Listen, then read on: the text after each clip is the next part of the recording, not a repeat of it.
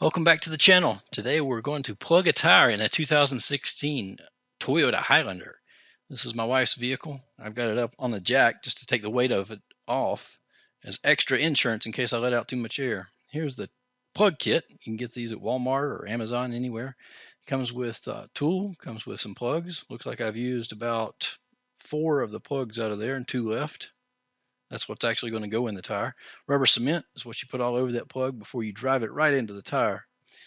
And I located the object that was in the tire today that was leaking the air out. The TPMS system had let me know that the tire was going down. And there's the object. Looks like a nail. We later find out it's a screw. And I remembered where the object was earlier today because it was out from the letter I in evolution. That's a good way to remember to locate the object if you find one. Line it up with the writing on the tire. All right, let's get started. I always like to keep a spare piece of cardboard around, keep you from laying on the ground. Like I said, I got a little bit of insurance here. With the always make sure your car is chocked, or at least your emergency brakes on. In this case, I'm not really lifting it off the ground. I'm gonna try to pull this out with a pair of pliers. Sometimes what you can do is you can take a flathead screwdriver, put under it. Now, why would you want to do this yourself? Well, maybe you don't like waiting at the tire shop all morning, and you got better things to do. Or maybe you don't trust people to work on your car. Or maybe in this case you didn't pay for the road hazard insurance. If you have road hazard insurance, just go get it done, right? Sometimes these turn out to be screws. And in the case of a screw,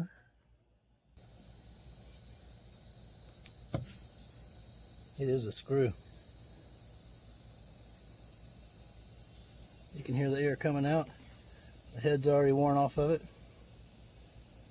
Put it right here in the cardboard where it won't, bury it in the cardboard where it won't get my other tires. So now what do you do once you got the hose, the hole? Well, you need to really hurry if you don't have it on a jack stand. But I have it on a jack stand, so I can take the southern slow way of doing it. This is the tool you want to use first, just to roughen up that hole. So you screw that on. In the case of this tool, make sure it's pretty tight. We're going to remount that hole.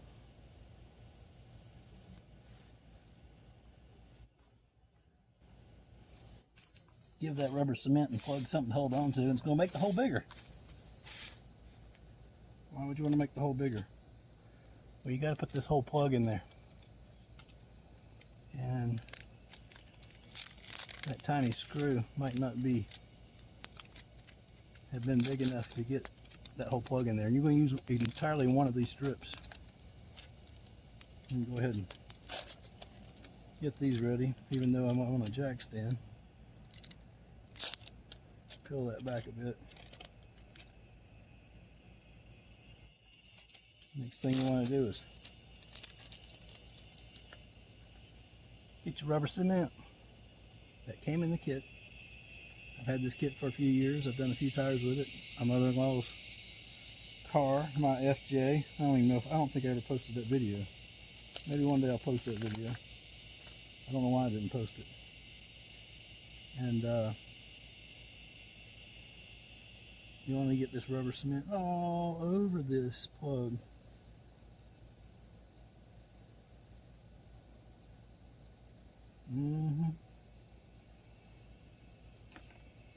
I'm going to lay it down right there because we're going to have to change tools in a minute. Like I said, these tires are about worn out. The front ones are better than the back.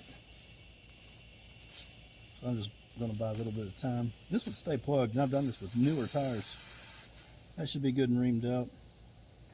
I'm going to switch to this tool right here, which has a hook on it that will allow you to push that rubber plug up into the tire once it's folded over, and you'll see how that works in a minute. And when you pull it back out, it leaves it in there. So see, here's the pain, is that you're basically not going to lose a lot of air. And if you didn't have it on a jack, you might start to worry because you got to switch tools. They give you one handle.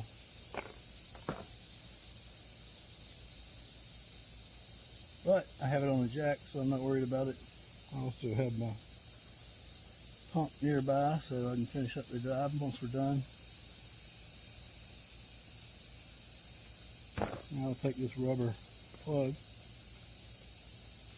and I'll put it right here in that crook, right in the middle. And we're going to make sure, once again, that we have enough rubber on here.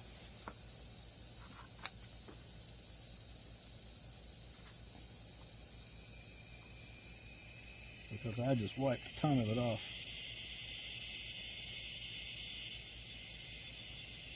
By putting it on there. I only have one more plug left, so I've got plenty of rubber cement.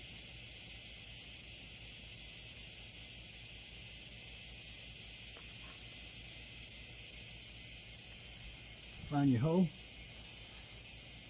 And then you're going to put this in the hole. It takes a little bit of muscle. And you want to turn it counterclockwise so your tool doesn't come apart.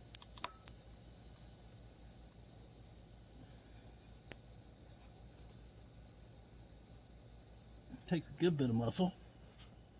You see it start to go down in there. What you want to do is you want to twist it around a few times.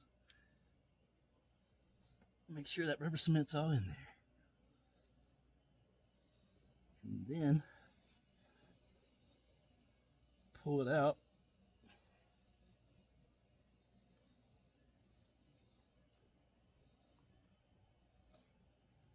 Leaving the plug inside.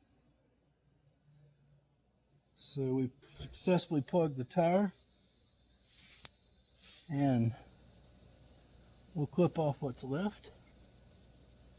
You can do this better with cutting dikes.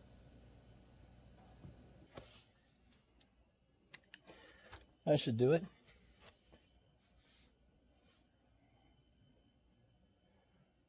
We'll get as close as we can.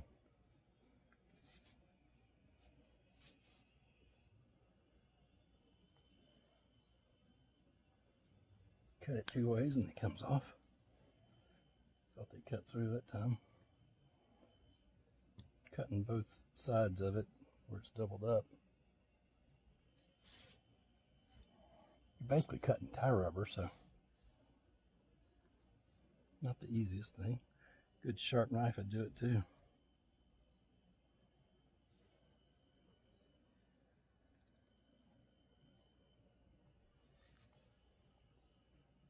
There we go. That was the outside part. Now we're going to go get our air compressor and put the specified 35 pounds per square inch in this tire. And you find that inside your driver's door. Right inside your driver's door there'll be a sticker. Run that pressure. Don't run the pressure on your tire. That's because if you bought the right tires that are specified out for that vehicle, the manufacturer more knew the air pressure that they should be than the tire manufacturer. Now, if you're buying some weird aftermarket tire for your four-wheel drive pickup or something like that, use your best judgment on what pressure to run. Of course, that's not going to be the same. But if you're running stock OEM tires and replacements, run the tire pressure you find on the door jamb. And the front tires sometimes are different than the back. All 4 of these are the same. One of my favorite tools right here. If you have a bunch of battery tools, find the one that your manufacturer makes, Ryobi or whoever, in this case Ridgid. I don't know if DeWalt makes one right now, but these are handier. The old term is handier than a shirt pocket, because you can have them on the go and you can use your battery system to do it.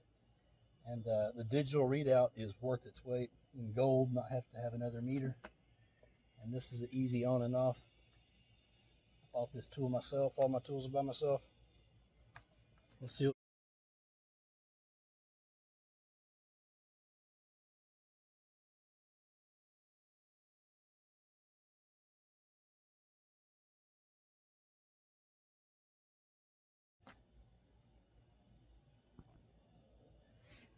Yep, no big production on getting soapy water. Just got a paper towel handy, and then put a little Dawn dish soap on it.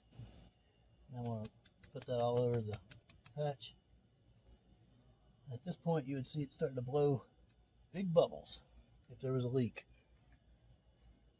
and there is none.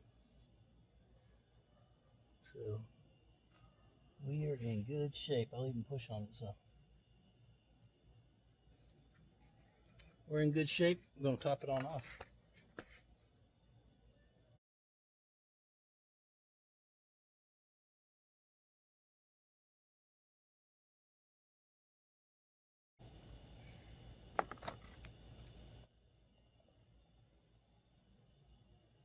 Put your cap back on.